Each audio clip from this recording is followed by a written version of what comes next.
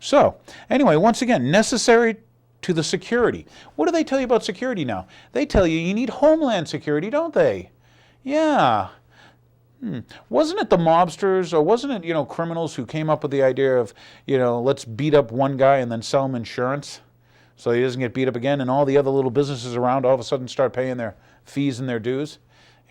Rather interesting. They say, well, gee, with Bush, we only got attacked once, we didn't get attacked again. And I say, well, gee, what if the people that attacked us weren't the ones that they told us? Maybe they lie to you constantly. We've discussed that on other shows. Warrantless wiretapping. It takes someone, at the NSA to leak, hey, by the way, we're listening to all your phone calls, even without a warrant. What kind of countries do that? And then there was, I always go over this for you because you were lied to and they said they weren't, but then they got caught. And then there was secret prisons. And, we were told, oh, no, there's no secret prisons. Then our president had to, on a podium in September, say, we're closing those facilities.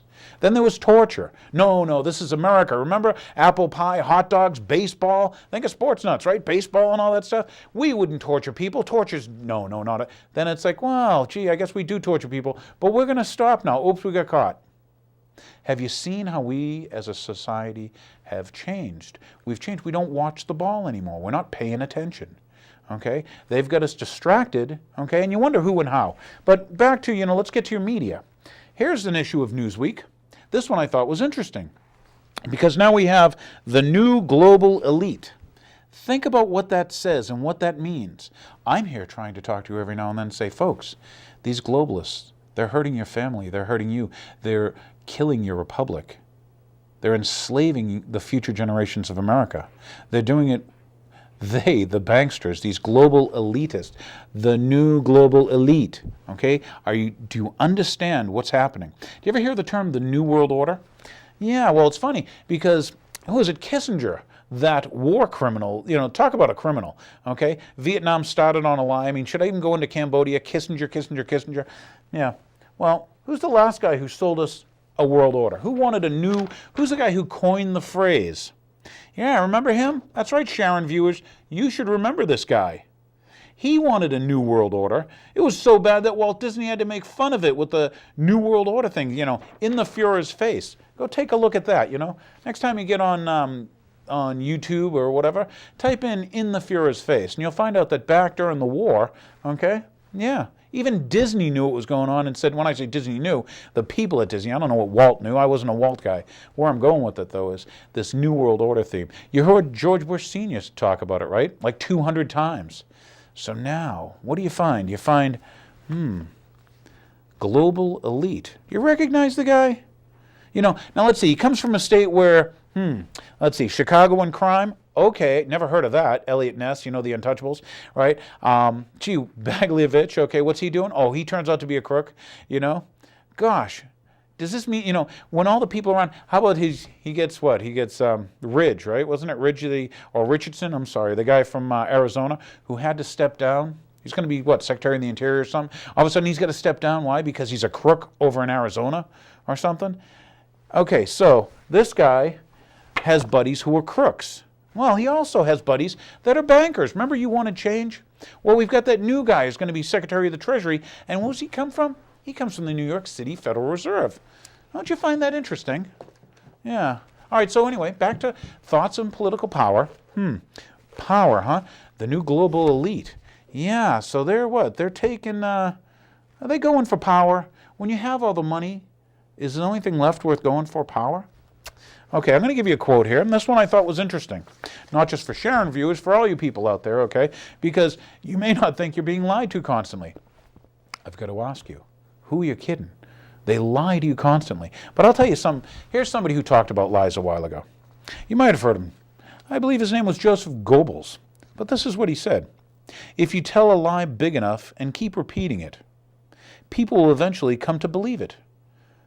Hey, 9/11 was done by a bunch of terrorists. Yeah, the guy who tells you the truth, he told you it was terrorists. So anyway, the lie can be maintained only for such time as the state can shield the people from the political, economic, and military consequences of the lie. What did Goebbels know? Did he know about terrorists? Think about that. And thus, let's see, yeah, it thus becomes vitally important that the state use all of its powers to repress dissent, for the truth is the moral enemy of the lie, and thus, by extension, the truth is the greatest enemy of the state. So here I am, and I must be, quote, the enemy of the state, because I'm trying to bring you truth. Yeah, what is truth to you? So anyway, we listened to Goebbels, and he told you about lies. And he said the bigger the lie, the more they'll believe it. And he says, keep repeating it.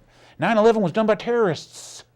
It was terrorists. Yeah, this guy lied to you about what? And he's what? Birdcage liner. He's not a leader, okay? But you got your new guy, and he's going to tell you it was terrorists to you. We've got to worry about terrorists. And you got to take your shoes off and show your papers. Because who did we learn about showing papers? This guy said, where are your papers? Yeah, so when you go to the airport and we want to see your papers 5 times, think about it. Think about it, folks. Think about what you bought based on lies. You know that they lied to you. Weapons of mass destruction? Hey, lie, lie. But this political power thing, we go back and we start finding out we have criminals in our government, and they lie to us constantly, and we try to learn from history. We try to learn. And what do we learn? We learn that it's not the first time criminals have gotten in power, let alone global.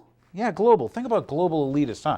So you think about the Council on Foreign Relations. Why don't you check that one out? The Bilderberg Group. Hey, didn't he go to the Bilderberg meeting secretly? When I say secretly, yeah, this guy went to Northern Virginia. Chantilly was where they were meeting during the presidential campaign.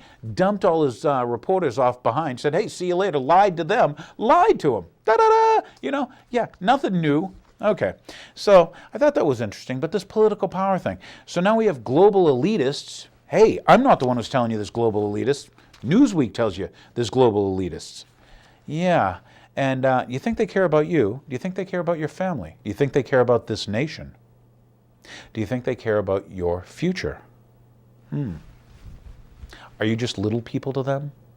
Are you just numbers they keep track of? How many did you kill? Well, I killed a couple million, How many did you kill? Oh, evidently not enough. I can't keep track, So, here's one for you. And this one came from a gentleman.